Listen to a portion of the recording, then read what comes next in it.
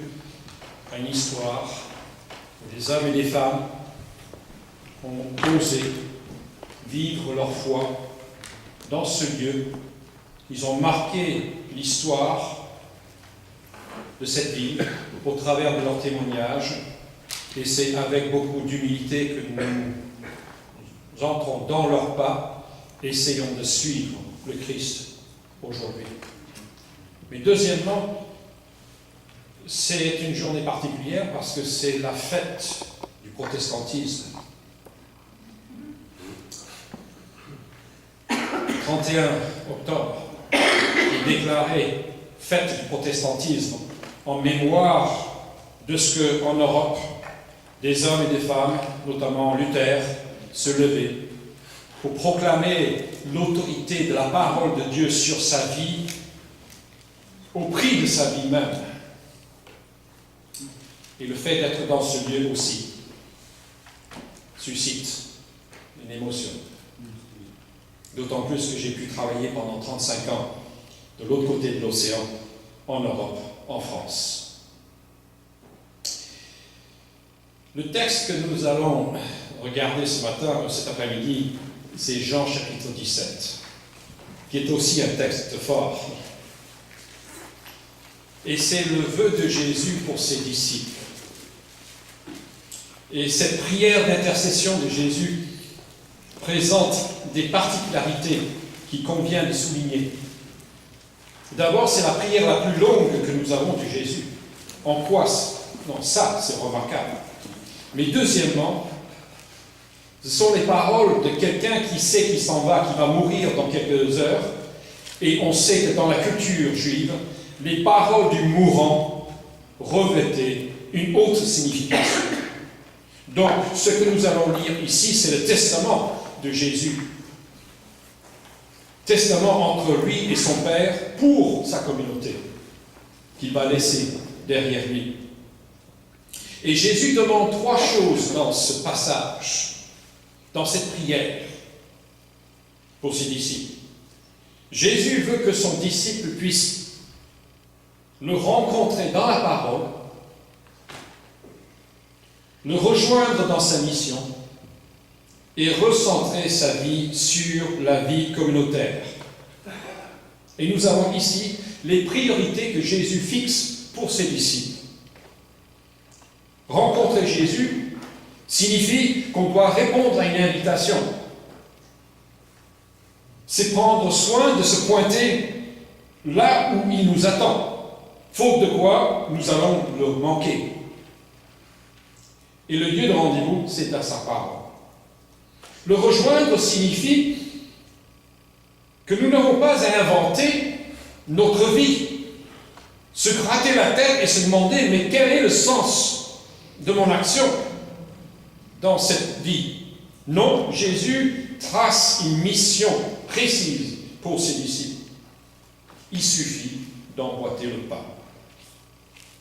Et recentrer sa vie signifie que la vie peut être dispersée, parasitée par toutes sortes de préoccupations qui viennent s'interposer entre ce que Jésus désire pour sa communauté et ce que nous inventons pour nous-mêmes.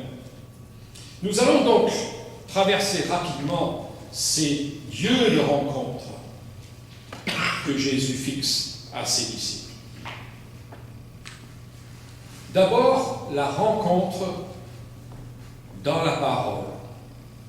Le texte est long et par conséquent, pour gagner un peu de temps cet après-midi, je ne vais pas lire, mais je vais lire des extraits.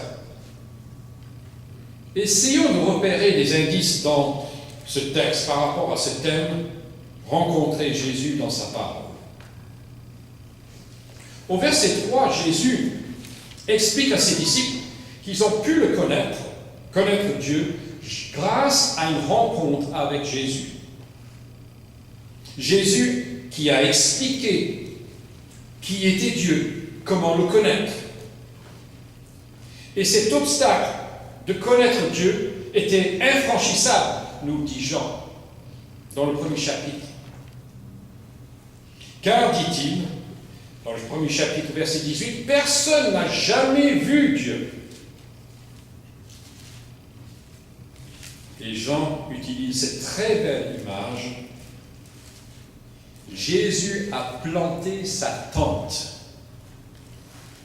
au milieu des hommes.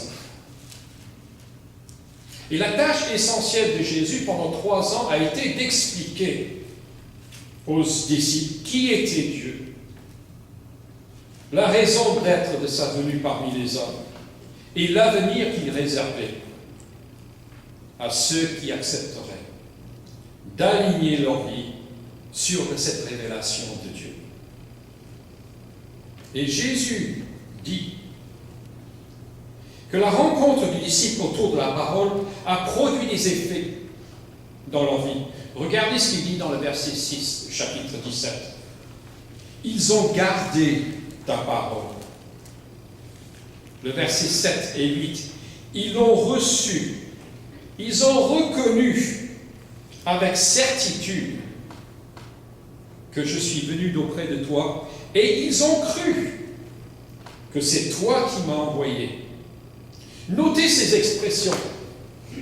Gardé, reçu, véritablement connu, ont cru. Ce sont des verbes qui incitent l'action, l'appropriation même de cette parole pour leur vie, qui a été transformée. Ce n'était pas l'expérience de tous dans son auditoire, car les paroles de Jésus dérangent profondément. On a 2 choix face à cette parole. Nier et combattre cette lumière que Jésus jette sur notre vie, ou reconnaître et dire « Je suis d'accord avec le diagnostic que tu prononces sur ma vie et je veux suivre ta parole. » Et les disciples ont été caractérisés par cette décision de se laisser transformer progressivement par la parole de Jésus. Et l'enjeu pour nous, c'est le même. Continuer à rencontrer le Christ dans sa parole. Et ceci au quotidien. Et c'est un réel défi d'être dans une écoute dynamique de la parole de Dieu. C'est trop facile de prendre un feuillet de calendrier et de le lire parce qu'on nous a dit qu'il faut le lire et simplement le parcourir et faire une petite prière et ensuite vaquer à sa vie.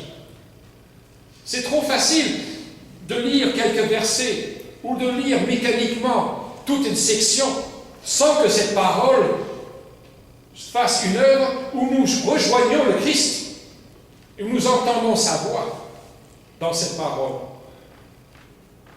Et le bonheur du disciple, c'est d'aller à la rencontre de Jésus dans sa parole et de laisser cette parole nous rejoindre et nous transformer par la méditation. Et ça prend du temps. Par la réflexion, ça c'est de l'effort. Et pour rompre avec cette monotonie, il faut parfois rompre avec l'habitude qu'on a de lire, d'être saisi par la parole et de prendre d'autres sentiers. Pourquoi? Parce que l'habitude finit par rendre peut-être la parole lassante, culpabilisante, au lieu de vivifier nos vies. Et parfois, il faut donc varier son approche vis-à-vis de la parole pour être de nouveau interpellé et de la lire comme si c'était la première fois qu'on la lisait. Et aujourd'hui, on a toutes sortes de moyens à notre disposition. Vous prenez ceci, vous pouvez vous faire envoyer le verset du jour, vous faire chanter des cantiques basés sur la parole, lire un passage non pas dans votre auto qui est en train de parcourir les routes, mais ou d'être à l'écoute d'une parole. Tellement de moyens aujourd'hui pour se laisser interpeller pendant quelques minutes par la parole. 1 heure de marcher, de faire ses courses, de soudainement sortir cette parole et méditer une phrase. Et une des plus grandes difficultés que je trouve, c'est que nos vies sont tellement remplies de bruit que nous avons des difficultés à entendre cette parole. Un jour, j'ai pris un groupe de jeunes gens pour descendre dans une grotte, pour s'enfoncer profondément en terre. C'est ce qu'on appelle la spéléologie. Donc on s'habille de manière appropriée, on a une lampe qui est attachée à son front, on l'allume et puis on grimpe, on glisse, on se salit dans les boyaux de la terre pour aller visiter de très belles choses. On avait traversé un lac, escaladé un mur de 5 mètres, ensuite on avait escaladé des parois pour aller dans une... Et au bout d'un moment, j'ai dit à tout le monde, éteignez vos lampes et restez dans le silence. Pensez-vous que c'était facile d'obtenir le silence dans ces conditions-là? Non. C'était le fou rire, c'était les éternuements, c'était les trous nerveux. J'ai dit, pourquoi faire silence? J'ai dit, est-ce que vous entendez quelque chose? Et le groupe a dit non. J'ai dit, écoutez. Et au bout de quelques minutes, ils ont entendu une goutte d'eau qui tombait. J'ai dit, est-ce que vous entendez encore d'autres choses? Silence plus profond. Oui, on entend des voix humaines. C'est un groupe d'Italiens qui est peut-être à 600, 700 mètres à l'intérieur, plus loin que nous. Mais on n'aurait pas entendu si on n'avait pas cessé les bruits dans notre vie. Et c'est la même chose, je dirais, par rapport à la parole. Aider à faire taire ce qui vient nous distraire de la parole. Rencontrer le Christ dans la parole. Et deuxièmement, Jésus nous invite à le rejoindre dans sa mission. C'est ce qui nous est décrit dans les versets 11 à 19. Et Jésus reconnaît que son disciple se trouve dans une situation qui n'est pas du tout aisée, dans un environnement hostile, dans un lieu qui présente des dangers réels. Écoutez sa prière pour ses disciples, au verset 11. Gardez-les. Au verset 12. Je les ai protégés et aucun d'eux ne s'est perdu, sauf celui qui devait se perdre, pour que s'accomplisse l'Écriture. Et au verset 14, le monde les a pris en haine. Et les disciples de la première génération se trouvaient coincés entre un monde hautement religieux et un monde gréco-romain traversé par la mythologie et toutes sortes de croyances et de philosophies. Et le fait de décider d'embarquer avec Jésus a placé le disciple dans une situation plus qu'inconfortable. C'était la choc des visions du monde. Et Jésus lui-même est arrivé dans une situation où on lui a dit, il n'y a plus de place pour toi. Les cartes ont été déjà distribuées. La place publique, on a réparti par différentes catégories, différentes sectes au sein du judaïsme. Il n'y a plus de place. Donc rentre dans les rangs. Et Jésus a refusé. parce qu'il avait à remettre en route le message des prophètes, de l'espérance, le thème du royaume de Dieu, la venue de son Messie et le monde à venir. Il y avait un désenchantement au milieu de la population. Il y avait soif d'une vie ailleurs. Et aujourd'hui, notre situation est très similaire, dans le sens que nos contemporains sont bombardés de nouvelles qui, chaque matin, créent une peur, suscitent l'indignation, créent aucune envie d'aller affronter ce monde.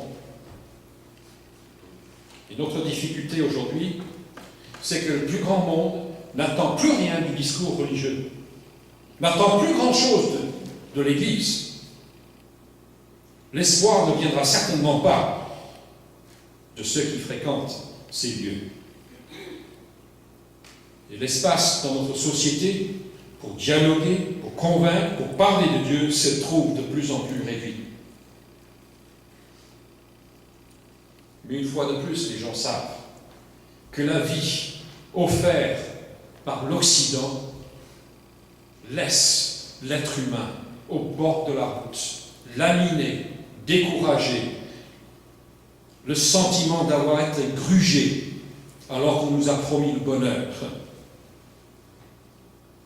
Certes, nous jouissons d'un confort inégalé dans l'histoire humaine, mais cela n'est pas suffisant pour étancher la soif de vie, de sens et de lien.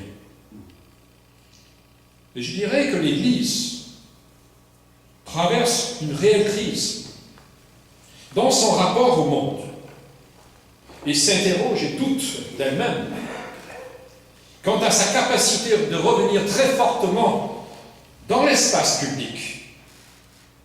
Que faire? Jésus voyait sa communauté comme insérée dans un environnement difficile. Pourtant, quelle est sa prière? Verset 15, « Je ne te demande pas de les retirer du monde, mais de les préserver du diable. » Verset 18, « Comme tu m'as envoyé dans le monde, moi aussi je les envoie. » Quel est le projet de Jésus pour son Église? Pas de retrait, pas d'enlèvement. Jésus dit clairement, partez en mission. J'étais en mission parmi vous, à votre tour maintenant d'être en mission. Je ne vous envoie pas seul, j'envoie le Saint-Esprit qui, lui, va vous rendre capable d'être témoin de la parole. Le Père vous protégera. Et l'Église, je dirais, vit un moment un peu crucial, celle de renouer avec sa mission. La manière de vivre l'Église dans le contexte d'aujourd'hui et de dire le message demande à être revu et corrigé quelque part. Nous avons hérité d'un modèle de l'Église qui s'est retirée de la société et d'un double mouvement où la société n'a pas voulu de l'Église, ici, au Québec. Mais il faut entendre et réentendre, être convaincu par cette parole de Jésus. Moi aussi, je vous envoie. Et ça ne peut pas être simplement l'envoi dans un lieu, dans un bâtiment, un lieu de culte. S'attendre à ce que les gens viennent, l'Église doit quitter ses murs, réinvestir la place, être en mission, dans la rue, dans l'entreprise, dans son quartier, au cégep, à l'université, dans son quartier. Et l'Église revient dans son lieu de culte pour célébrer ensemble cette mission auprès des nations et offrir ces nations à Dieu dans la louange et se fortifier dans la foi pour repartir aussitôt en mission. Il y a quelques mois en arrière, j'étais dans une réunion avec différents leaders des mouvements ici au Québec. différentes dénominations. Parce qu'on essaye de travailler de mieux en mieux ensemble. Et dans la semaine qui a suivi cette réunion, il y a eu ce drame au lac Mégantic. J'ai reçu dans la semaine, de la part de ce groupe, un email en demandant est-ce que quelqu'un dans votre dénomination a une église dans cette ville. On va chercher à savoir qui était dans cette ville. Deuxièmement, comment est-ce qu'on pourrait aider cette ville? Et à mon grand étonnement, et quelque part à ma honte et ma stupéfaction, la seule chose qui a été proposée comme aide, c'était est-ce que quelqu'un peut trouver des traités que nous pourrions distribuer à la population dans cette ville? J'ai eu profondément honte. Si j'avais été pasteur dans cette région, dans cette ville, j'aurais dit à tout le monde, le culte, c'est pas ici. Le culte sera dans la rue aujourd'hui. Et nous allons pleurer avec ceux qui pleurent, nous allons être à côté de ceux qui souffrent, nous allons offrir de l'eau, nous allons être le peuple de Dieu dans la rue, Amen, auprès de la population, et non pas instrumentaliser le drame humain en distribuant des traités. Mais pour moi, c'était quelque part une parole véridique sur la distance qui existe aujourd'hui quant à la capacité de l'Église d'être dans sa mission, naturellement, spontanément, dans la compassion, auprès des gens. Et à partir du moment que l'Église retrouvera sa mission, eh bien, les gens commenceront à venir et dire c'est où la bonne nourriture, c'est où la communauté. Vous savez, les bons restaurants n'ont pas besoin de faire la publicité.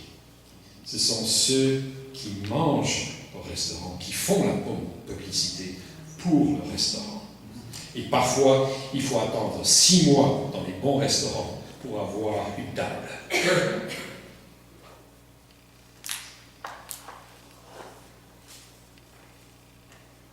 Troisièmement, recentrer sa vie sur la dimension communautaire. Le fait d'être en mission ne signifie pas l'abandon de la vie communautaire. Voici ce que dit Jésus au verset 21. Afin que tous soient un, comme toi, Père, tu es en moi et moi en toi, qu'eux aussi soient un en nous, afin que le monde croie que tu m'as envoyé. Qu'ils soient parfaitement un, et qu'ainsi le monde puisse reconnaître que c'est toi qui m'as envoyé et que tu les aimes comme tu les aimes. Père, mon désir, c'est que ceux que tu m'as donnés soient avec moi là où je serai et qu'ils contemplent ma gloire. Verset 24. En devenant disciple de Jésus, j'ai rejoint un nouveau projet communautaire, le rassemblement du peuple de Dieu, des nations, pour sa gloire. Et j'ai été introduit dans une nouvelle famille que je n'ai pas choisie, mais que Dieu a choisie. Et depuis le livre de la Genèse jusqu'au dernier chapitre de l'Apocalypse, Dieu n'a cessé de nous parler de son grand projet, son destin, son royaume pour l'humanité. Dieu qui a dit, il n'est pas bon pour l'homme d'être seul, je lui donnerai un vis-à-vis. Dieu qui s'est révélé à Abraham, il n'est pas bon que je sois connu d'un seul homme, mais je te prendrai toi, Abraham, pour être une bénédiction auprès de toutes les nations. Je vais utiliser, dit Dieu, Israël pour annoncer aux nations, Israël, lumière des nations. Et lorsque Israël n'a pas compris que sa mission était auprès des nations, qu'est-ce que Dieu a fait? Il a arraché son peuple pour les envoyer vers les nations, mais dans la déportation. Et là, un Daniel s'est levé devant le roi le plus grand de son époque pour déclarer qui était le vrai souverain Dieu sur toute la terre et à qui tous les rois devaient se soumettre. Et Jésus est venu pour relancer cette mission au travers d'un groupe d'hommes et de femmes réunis autour de lui. Et lorsque l'Église a traîné, n'a pas compris qu'elle devait aller chercher les nations, Dieu a organisé la persécution à Jérusalem pour envoyer de nouveau son peuple parmi les peuples et jusqu'aux extrémités de la terre, et nous en sommes les bénéficiaires aujourd'hui.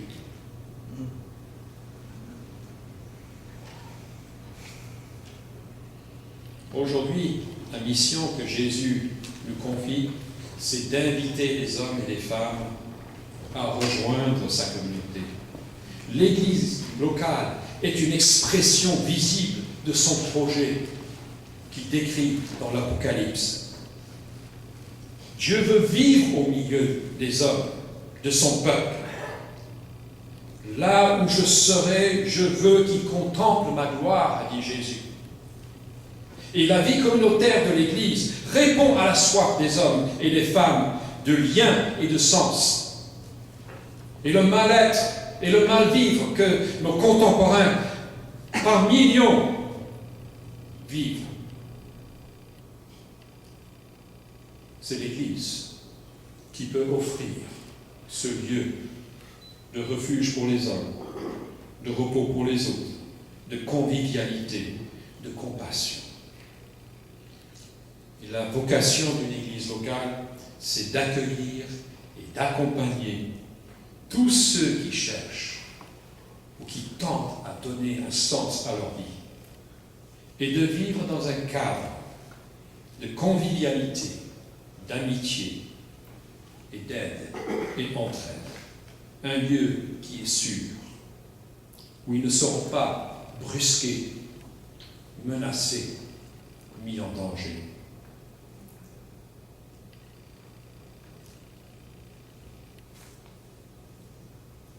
Si notre vécu ensemble, notre unité et amour pour Jésus et le Père, et les uns pour les autres, garde toute sa fraîcheur, alors ils viendront en courant.